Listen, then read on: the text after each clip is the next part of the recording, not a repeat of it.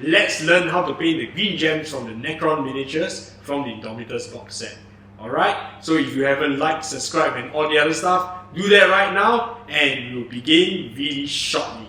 That the entirety of the cosmos is accessible through each and every individual's mind, connecting to the great mind, the great spirit.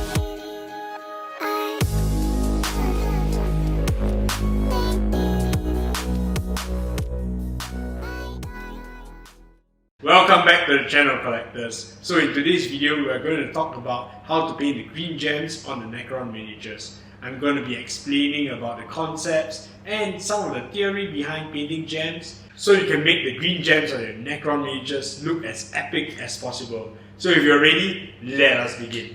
Alright, welcome back. So today we'll be painting a gem.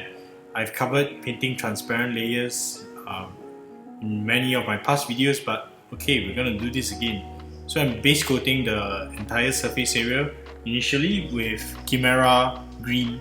It's done in pure Chimera green, and you want to make sure that this coat is as even and smooth as possible. You want to make sure that it's opaque also. So right now, for the base layer, I'm gonna add in a little bit of fluorescent, a little bit of green, and a little bit of German camo beige. So this will serve as the first sort of like mid-tone where the light will be collected at the bottom surface of the gem. Alright, so one thing about painting gems, you gotta understand how a gem works, and gems being transparent objects, the light will pass through the surface and it will be collected at the bottom surface. So you can think about this like a transparent flask where the water will be collected at the bottom surface. And that's what we're doing now. We're currently doing a U-shaped highlight, and that is it. Alright, so moving on, while being collected in a U-shaped highlight, because the gem is rounded in nature, it will also create a focal point for the highlight. So this focal point tends to be a very bright color, bright saturated color. Hence, that's why I'm adding in a lot more fluorescent colors and a little bit of Vallejo model ivory to make sure that the values and the saturation are as high as possible.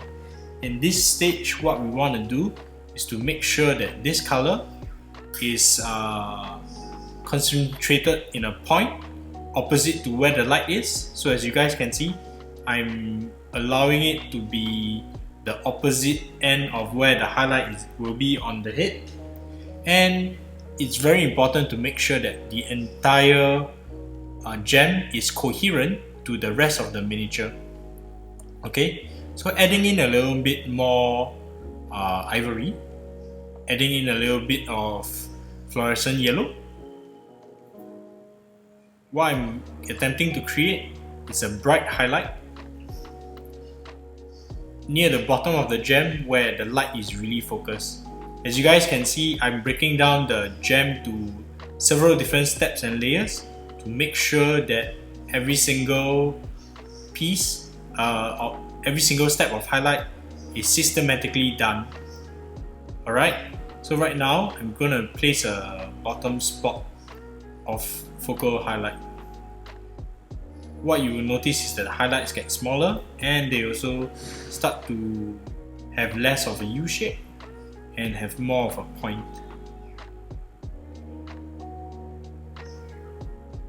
Right.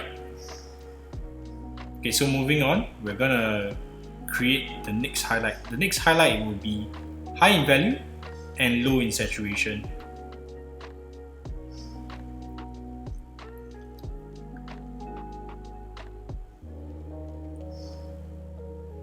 Always make sure the brush is sharpened before you place the highlight dot. As you guys can see, I'm just tapping the highlight dot to place the highlights, and I'm adding in a little bit of the watered down mid-tone to show that the light that's filtered through a green lens will appear green at the bottom part of the lens.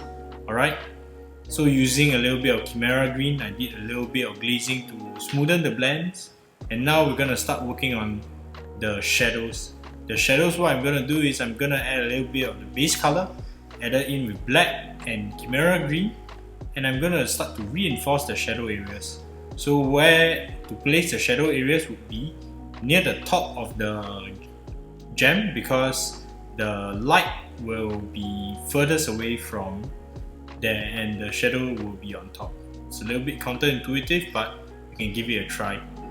Alright, but what you can see is because the finish is slightly satin in nature, you're also seeing a little bit of highlight on the top part, which we will be adding in later, right now. Okay, the highlight will be done in pure white. Try to follow the highlight shape and to use that black mix to clean up the shape also. Why I like adding lenses onto the miniature is because lenses make the miniature look a lot more defined. It makes the miniature look a lot larger than it is. Alright, so we're gonna do the same steps for the lenses on the reanimator.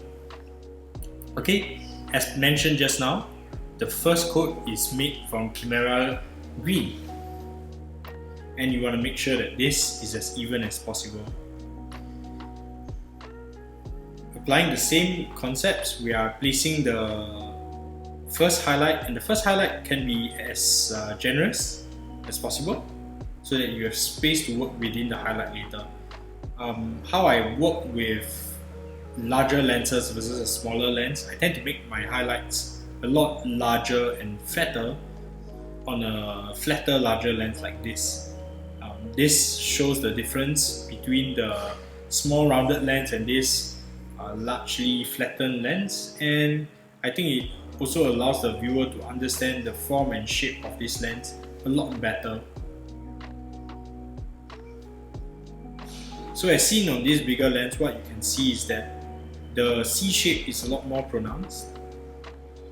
But what I want you to notice even further is that while I'm painting a C shape, I do leave a border of dark colors at the bottom, because I want to make sure that there's some degree of part separation, and this allows the lens to look a lot more distinct in comparison to the rest of the miniature and the rest of the parts surrounding it.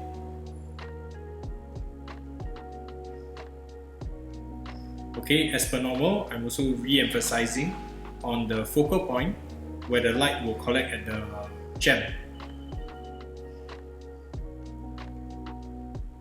So always sharpen the brush before you work on small areas, and you want to make sure that that highlight is as thin and sharp as possible. This makes the lens look a lot more realistic.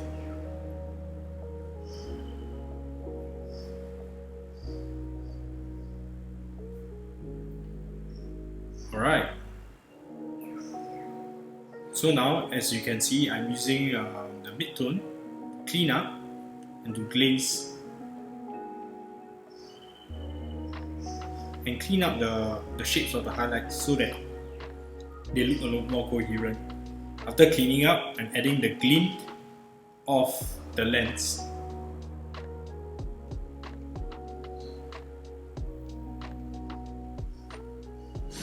Cleaning up with a little bit of black and a little bit of Chimera green. You want to make sure that the glint is of the correct shape to give the lens a convincing look.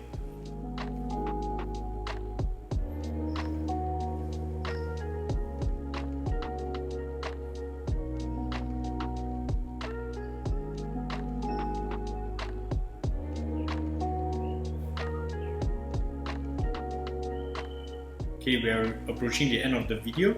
I hope you found this useful. Okay, in just a little bit we'll be looking at the final product, and I hope you do this for all your miniatures.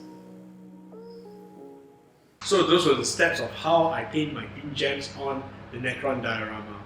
What do you think? Let me know in the comments below. I feel that spending the extra effort and time to paint the green gems on these miniatures really makes a lot of difference, because it makes the miniature look that much more detailed, and you're adding in all the extra details which are not sculpted on. Alright? So this video is part of a larger series where I cover how I build, sculpt, paint and create this Necron diorama for the Indomitus box set.